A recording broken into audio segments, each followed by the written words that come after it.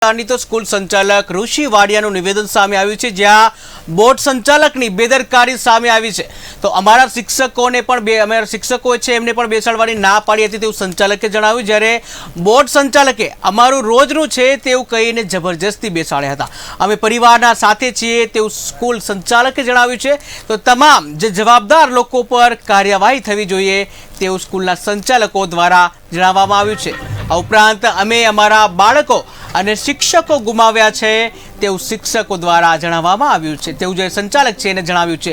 તો ઉલ્લેખનીય છે કે હરણી ખાતે ગઈકાલે જે બોટ પલટી જવાનો મામલો જે છે એને લઈને સ્કૂલ સંચાલક છે એના નિવેદન સામે આવે છે, કે જ્યાં તેઓએ કહ્યું કે સ્કૂલ સંચાલક જે ઋષિ વાડિયા જે છે એનું નિવેદન આ અંગે સામે આવ્યું છે કે બોટ સંચાલકની બેદરકારી જે છે આ અંગે સામે આવી છે।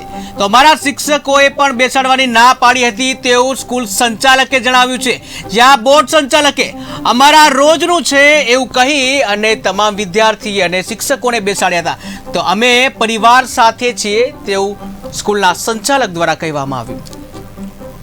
કરી શકે એવી લેડીઝ શિક્ષક હતા, સમજો એ લોકો અમારું રોજનું છે નીકળી હવે એટલે પછી તો એ લોકો પર ટ્રસ્ટ કરવો જ પડે ને। ત્યાં શિક્ષક શું કરી શકે?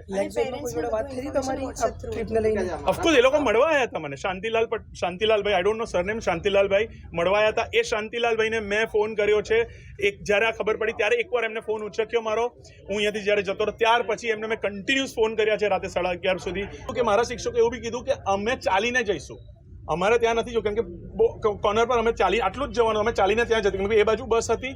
બીજું કે બસવાળા મેનેજર્સ એ લોકોનો સ્ટાફ આખો જ ફન ટાઈમ એરેના લેક વ્યૂનો સ્ટાફ આખો ગુલ થઈ ગયો। જ્યારે મને ખબર પડી ત્યારે 4:45 હું ત્યાં પહોંચી ગયો હતો અને મેં જાતે જ કૂદીને, કદાચ તમે લોકો કૂદીને 2-3 છોકરાઓ વોટ્સએપ ગ્રુપ છે આખું બધા ક્લાસીસનું, એમાં પિકનિક નોટિસ મોકલેલી, ક્યાં લઈ જઈશું, કેટલા વાગે જશું, કેટલા વાગે આવશું, ઇમરજન્સી કોન્ટેક્ટ નંબર। અમે મેનેજમેન્ટ બહુ પરફેક્ટ કરીએ છીએ, આટલા વર્ષોથી સ્કૂલ ચલાવીએ છીએ, આટલા વર્ષોમાં આવું અમારા સ્કૂલમાં કોઈ દિવસ નથી બનાવવું પડ્યું।